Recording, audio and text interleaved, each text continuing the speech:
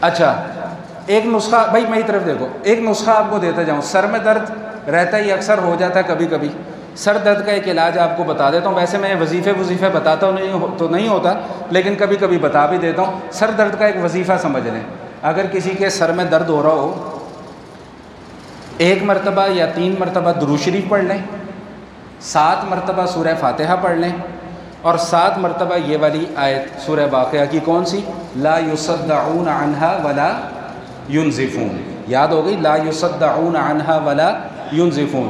اور پھر اس کے بعد 1 مرتبہ یا 3 مرتبہ درود شریف پڑھ لیں، سر پہ ایسے ہاتھ رکھ کے پڑھ لیں، اور اس کے بعد پھونک مار کے تو سر کے اوپر مل لیں. انشاءاللہ سر کا درد جو ہے وہ ٹھیک ہو جائے گا. اب تجربے نہ کرنے بیٹھ جانا، اس کو تجربہ سمجھ کے نہیں اس کو عمل کرنا. اس کو اس نیت سے عمل کرنا ہے کہ اللہ تعالیٰ ہمیں اس عمل کی برکت سے شفا دے دے. پتہ لگے جی تجربہ کرنے بیٹھے جی مولوی صاحب نے غلط نسخہ بتایا. تجربے کرنے سے کبھی فائدہ نہیں ہوتا، یہ بات یاد رکھیے گا.